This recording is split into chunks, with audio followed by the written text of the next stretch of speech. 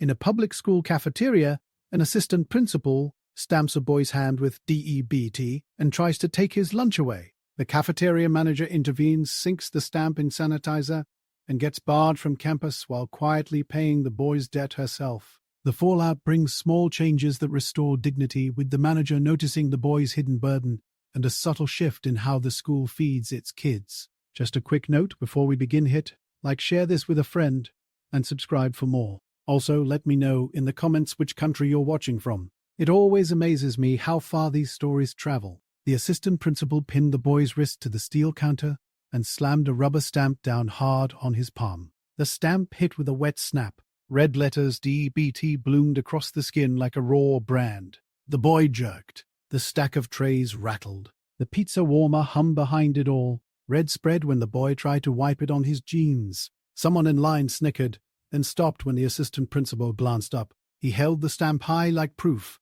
"No hot lunch until your account is current," he said. Easy, like he'd said it 100 times. He hooked 2 fingers under the edge of the kid's tray and slid it off the counter toward the open trash bag. Janelle watched from behind the register. She had a plastic visor, a navy polo, a name tag, and flour on her sleeves. The room smelled like bleach and oregano. The freezer compressor knocked every 10 seconds like it was kicking a wall. The district contract paid her mortgage. It also paid for 4 part-timers and the new dishwasher. It was up for renewal in 3 months, and the principal had already asked for a lower bid. Her boss texted her numbers at night like they were bedtime stories. Janelle knew the rule. If a kid owed past a certain amount, you gave the cheese sandwich. No stamp.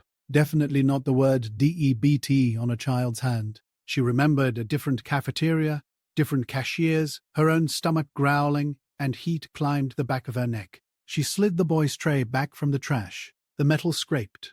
"Meal stays," she said. Her voice wasn't loud, but it reached. The assistant principal blinked. He was late 30s, tan blazer, buzz cut, clipboard under one arm.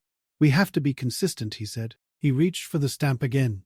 Janelle's hand moved first. She took the stamp from his fingers like it was a hot potato and didn't give it back. She turned to the register. She hit the button marked SDF meal and scanned the boy's lunch. The screen flashed $0. The receipt spit out like a white tongue. "That's not yours to use," the assistant principal said. He kept his voice calm. Kids watched without turning their heads. A girl put her milk back like it might explode.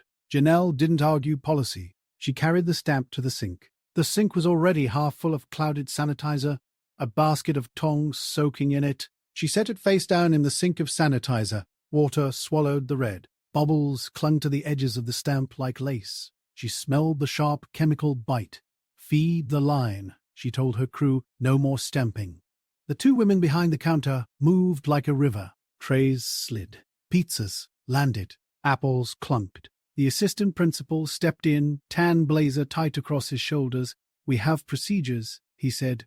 "I sent the letter. He owes $43. He looked at the boy, then the crowd, then Janelle. He wasn't yelling. He didn't need to. He had the badge and the walkie. "Give him lunch," Janelle said, quiet. "You can email me your procedures." She jerked her chin at the line. "Kids are hungry." "You're creating a problem," he said. "I'll have to report this. The district has already reviewed this campus. We're under pressure to collect."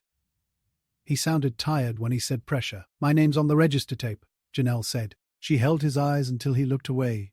"You can report me." He hit the radio clip to his blazer, 3 quick clicks. Within a minute he had the office manager beside him, then the principal's secretary, both with neutral faces and stacks of laminated passes. The kitchen seemed smaller. "You're off campus for today," he said at last. "We'll sort it out with your company." He nodded toward the door like he was opening it and not pushing her through it. Janelle felt her face go hot, then cold. She put 2 fingers to her visor and lifted it off. She handed her badge to the office manager. After the rush, she said, "I'm not leaving a half-sold line." He hesitated, then stepped back. "Finish the period," he said. "Then you're out." His mouth was a straight line. He took the clipboard tighter. Janelle turned back and worked. Her crew worked. Kids ate. The boy with the stamped hand stood there too long, unsure if the tray belonged to him. She slid it closer until his fingers touched plastic. "Sit," she said. "Eat while it's hot." He picked up the tray. He kept his hand folded under his hoodie sleeve. He moved with quick, small steps to a corner table. Janelle's phone buzzed with a text from her boss. What did you do? She didn't answer. She took another tray and another. The hum of the cooler filled the gaps between beeps. When the last kid paid and the last apple went, she washed her hands, dried them on a paper towel, and walked to the corner table. She found the boy at a corner table. He had a ball cap tucked under his chair, a grey hoodie, a backpack with a broken zipper. He stared at his pizza like it might bite him first. Hand, she said, holding up a napkin. Her tone was more request than order. Let me get that off. He offered the hand like it was something you were supposed to hide. The letters were bright and flat, DEPT in a clean rectangle. She squirted sanitizer into a napkin. It looked like clear snot. She dabbed and rubbed, careful, not digging. The ink bled into the napkin pink, then pale. The skin went from marked to just skin. Thanks, he said. Barely above the cafeteria noise, he kept his eyes on the pizza. Eat, she said. She set an extra apple by his milk. Don't take it home. Eat it here.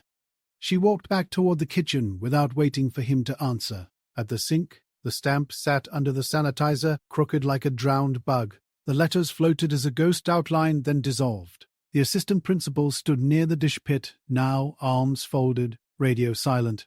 You can come talk to the principal at 3, he said. Your company should send someone else tomorrow. His voice had lost the edge. It was just tired now. Janelle nodded. We'll be here, she said. She didn't know if she meant herself or her team or the food. The bell rang.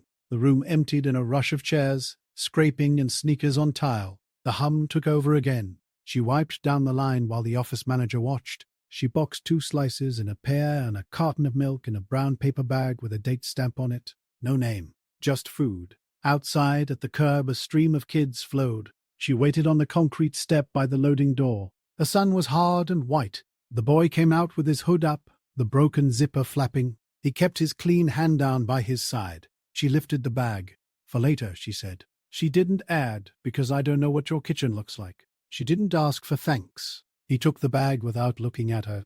Okay, he said. He had a soft, flat way of talking. When he unzipped his backpack, something small tumbled out and bounced on the step.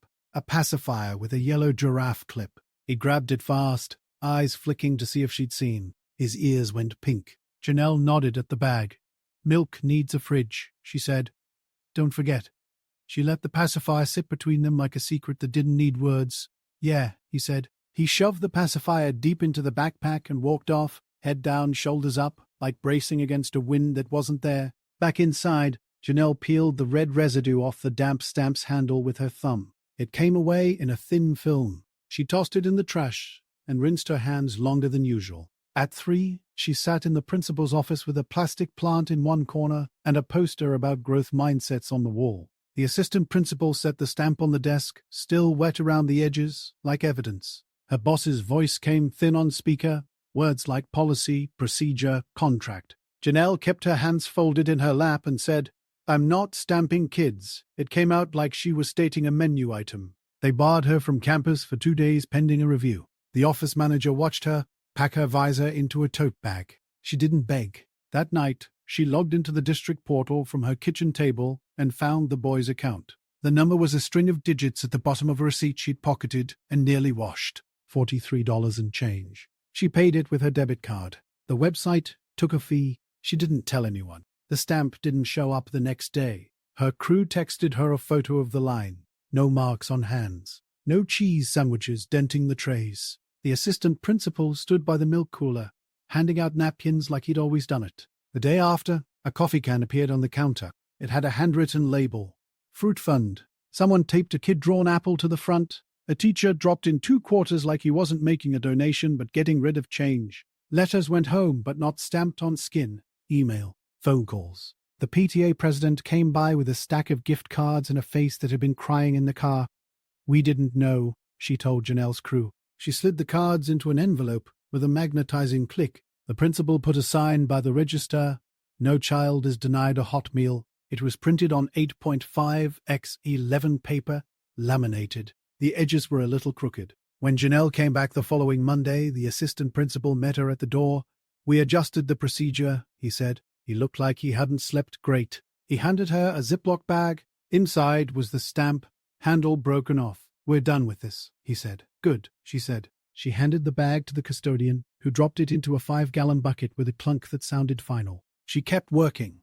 Before lunch, she tucked 3 extra apples under the counter. She put a fresh stack of napkins by the far end of the line, the spot where kids stopped when they didn't know where to go. The boy with the grey hoodie came through with a girl half his height. She had pink barrettes and grape juice mustache. He put 2 milks on the tray and kept his hand in his pocket.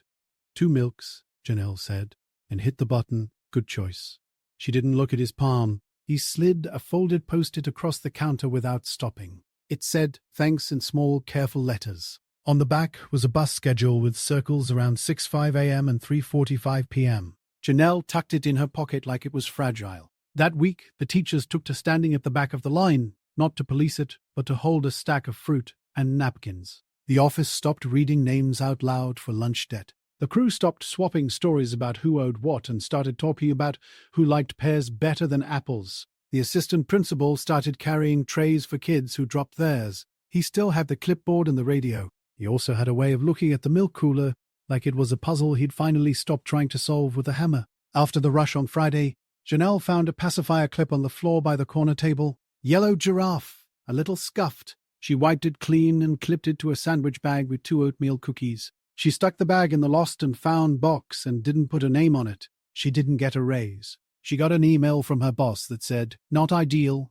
but we keep the account. Don't do that again." She made chicken noodle soup for dinner and didn't talk about work. Her son asked for seconds. On Monday, the coffee can was heavier. The morning light hit it just right on the counter, and the coins flashed dull gold. Kids dropped in pennies like it was a game. A 6th grader put in a little folded bill with tape on one side. Janelle stood at the register and watched hands, not the money. The hands. Clean, busy, sticky, bored, signing jokes, tapping rhythms, unstamped. She thought about how easy it had been to press a word onto skin and call it policy, and how hard it had been to rub it off without making it worse. She thought of the boy's bus schedule and the pacifier, and the way he had slid the post-it like a driver's license he wasn't old enough to have. By the next week, the hum of the cooler filled the quiet again. The red ink in the sink had long since swirled away. The coffee can caught the morning light and threw a small, bright circle onto the steel counter. A clean hand reached in, took a spoon, and kept moving.